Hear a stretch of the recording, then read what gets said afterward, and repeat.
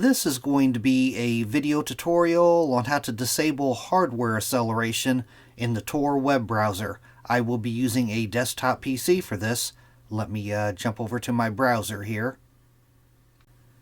I have the Tor web browser opened up now. To disable hardware acceleration, it's very easy to do. First thing you want to do is go up to the upper right hand corner, up to the 3-bar hamburger menu. You want to click on that. Then you want to go down to where it says Settings and click on Settings.